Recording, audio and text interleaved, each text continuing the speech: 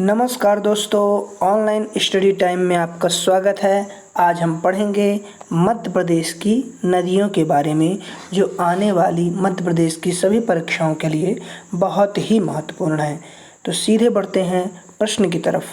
पहला प्रश्न है, मध्य प्रदेश का सबसे बड़ा अपवाह तंत्र कौन सा है?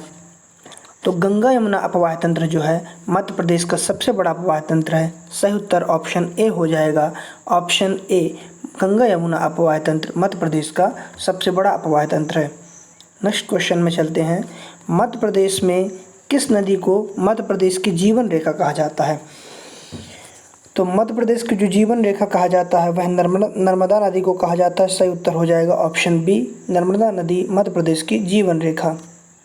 नेक्स्ट क्वेश्चन, नर्मदा और ताप्ती के अतिरिक्त मध्य प्रदेश की अधिकांश नदियों का समापन कहाँ होता है? जो नदियों का समापन होता है, अधिकांश नदियाँ जो होती हैं सामान्यतया तो समुद्र में जाकर मिल जाती हैं, लेकिन जो मध्य प्रदेश की नदियाँ हैं वह नदियाँ दूसरी नदियों में मिल जाती हैं। इसलिए इसका सही उत्तर ऑप्शन बी हो जाएगा। ऑप्शन बी, नर्मदा और ताप्ती के अतिरिक्त मध्य प्रदेश की अधिकांश नदियों का समापन दूसरी नदियों में मिल जाती हैं। नेक्स्ट क्वेश्चन, मध्य प्रदेश में नर्मदा नदी का उद्गम स्रोत माना जाता है। तो जो नर्मदा नदी का उद्गम स्रोत है, जो नर्मदा नदी निकलती है तो वह अमरकंटक से निकलती है। सही उत्तर ऑप्शन डी हो जाएगा। नर्मदा नदी अमरकंटक से निकलती है, तो यही इसका उद्गम स्रोत हो जाएगा। नेक्स्ट क्वेश्चन, अब थोड़ी प्रवाह की दिशा दी गई है। नदी किस दिशा में बहती है मध्य प्रदेश में? तो जो नर्मदा नदी है वह पश्चिम दिशा में बहती है, ये पश्चिम दिशा हो जाएगा। और जो सोन नदी बहती है वह पूर्व की तरफ बहती है, ऐसा बहती है। और वेनगंगा दक्षिण दिशा में बहती है, और जो चंबल नदी है उत्तर दिशा में बहती है। ठीक है, नेक्स्ट क्वेश्चन में चलते हैं। नर्मदा, ताप्ती और माही क्या हैं? तो ये जो नदियाँ पूछा गया विशेष रूप से प्रवाह की दिशा पूछी गई है। तो जो नर्मदा, ताप्ती और माही नदियाँ हैं ये पश्चिम की ओर बहने वाली नदियाँ इस दिशा में बहती हैं। तो सही उत्तर ऑप्शन सी हो जाएगा। नर्मदा, ताप्ती और माही पश्चिम में बहने वाली नदियां हैं, और ये मध्य प्रदेश की नदियां हैं। मध्य प्रदेश में क्षिप्रा नदी का उद्गम स्थान क्या है?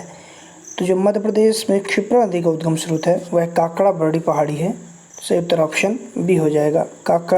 काकरी बरडी पहाड़ी यह मध्य प्रदेश का उद्गम स्थान है क्षिप्रा नदी का। नेक्स्ट क्वेश्चन, मध्य प्रदेश में रेवा नाम से किस नदी को जाना जाता है? तो यह मध्य प्रदेश में रेवा नदी को जाना जाता है, नर्मदा नदी को। सही उत्तर ऑप्शन बी हो जाएगा। नर्मदा नदी को मध्य प्रदेश में रेवा नाम से जाना जाता है। नेक्स्ट क्वेश्चन देखते हैं। मध्य प्रदेश की सबसे लंबी नदी कौन सी है? तो जो मध्य प्रदेश की सबसे लंबी नदी है वह नर्मदा ही है। सही उत्तर ऑप्शन बी हो जाएगा। नर्मदा नदी सबसे लंबी मध्य प्रदेश की नदी है। नेक्स्ट क्वेश्चन, 9वां प्रश्न देखते हैं। मध्य प्रदेश में काली सिंध नदी का उद्गम किस जिले से होता है?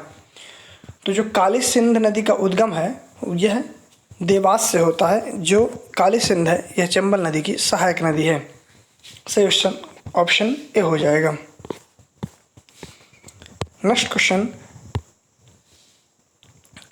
मध्य प्रदेश की मान नदी किसकी सहायक नदी है? तो जो मान नदी है वह नर्मदा की ही सहायक नदी है। ऑप्शन सी, मध्य प्रदेश की मान नदी नर्मदा की सहायक नदी है।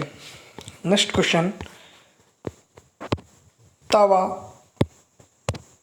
देनवा, शक्कर निम्न में से किस नदी की सहायक नदियां हैं? तो जो कवा, देनवा और शक्कर है, तवा, देनवा और शक्कर, यह भी नर्मदा नदी की सहायक नदी है। सही उत्तर ऑप्शन बी हो जाएगा। नेक्स्ट क्वेश्चन में चलते हैं।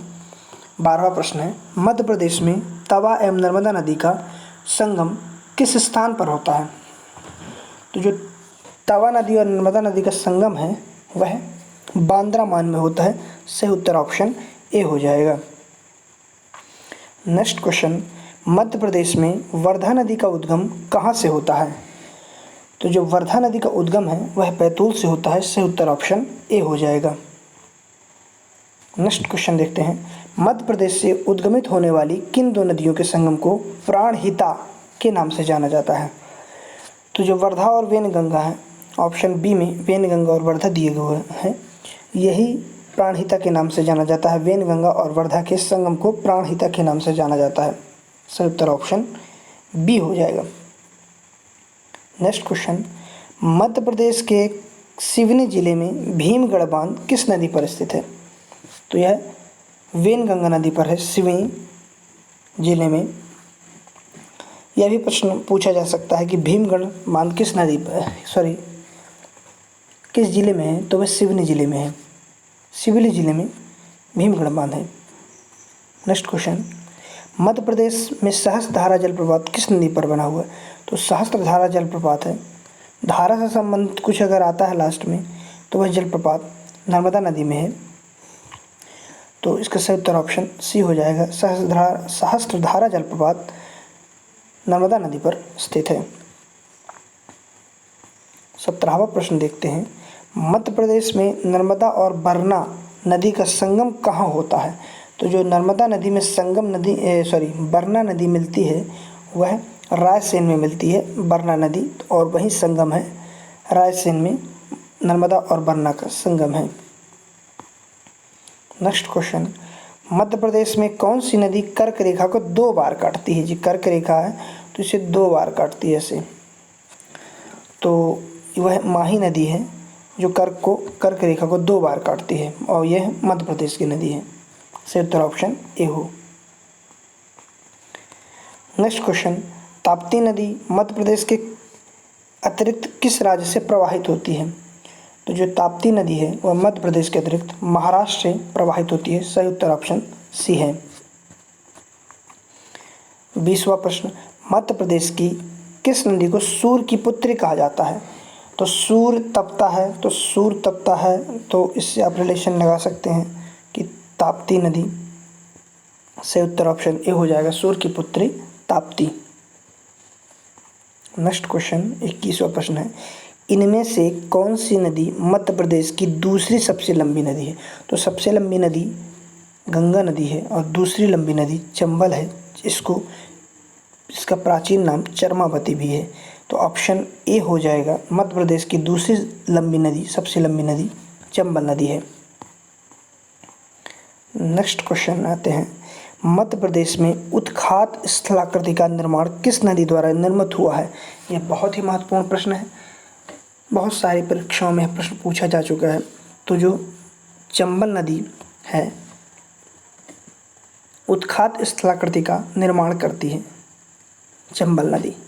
सही उत्तर ऑप्शन सी हो जाएगा। नेक्स्ट क्वेश्चन, मध्य प्रदेश के अतिरिक्त केन नदी किस राज्य के मध्य से बहती है? तो यह जो बहती है यह उत्तर प्रदेश से केन नदी बहती है। इसका प्राचीन नाम कर्णवती भी है। केन नदी का प्राचीन नाम कर्णवती है। नेक्स्ट क्वेश्चन देखते हैं, 24वां प्रश्न, निम्न में से कौन सी नदी पन्ना बाघ अभयारण्य से होकर गुजरती है? तो पन्ना बाघ अभयारण्य से गुजरती है वह भी केन नदी ही है। केन नदी पन्ना बाघ राष्ट्रीय अभयारण्य से गुजरती है। ऑप्शन ए हो जाएगा। 25वां प्रश्न, मध्य प्रदेश के टीकमगढ़ जिले से किस नदी का उद्गम होता है जिसे पुष्पावती के नाम से भी जाना जाता है?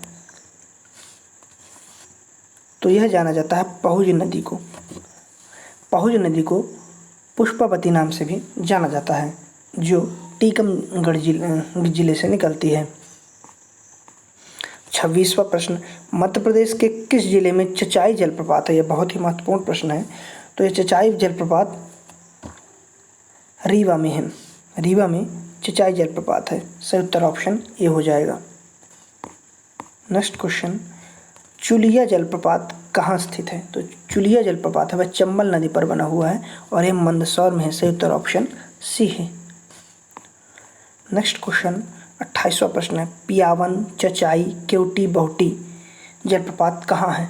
तो यह पियावन, चचाई, केवटी, बहुटी ये चारों जलप्रपात रीवा में स्थित हैं, रीवा जिले में। सही उत्तर ऑप्शन ए हो जाएगा। 29वां प्रश्न, सहस्त्रधारा, दर्दी, मंदार जो जलप्रपात हैं ये तीनों जलप्रपात किस नदी पर बने हुए हैं? तो यह निर्मित है नर्मदा नदी पर सहस्त्रधारा, दर्दी और मंदार जलप्रपात बने हुए हैं। और अंतिम प्रश्न देखते हैं, बनास, क्षिप्रा, पार्वती, सिंध किस किस सहायक नदियां हैं? तो जो बनास, क्षिप्रा, पार्वती और सिंध नदी हैं, यह सहायक नदी हैं चंबल की। सही उत्तर ऑप्शन डी हो जाएगा। तो ये वीडियो समाप्त होता है। इसी तरह वीडियो पाने के लिए हमारे चैनल को प्लीज़ सब्सक्राइब कीजिए, दोस्तों के साथ शेयर कीजिए, लाइक कीजिए, कमेंट कीजिए और जो सब्सक्राइब बटन में जो पास में बेल आइकन उसको दबा दीजिए, जिससे आने वाली सभी वीडियो की नोटिफिकेशन आपको मिल सके। तब तक के लिए जय हिंद, जय भारत, वंदे मातरम।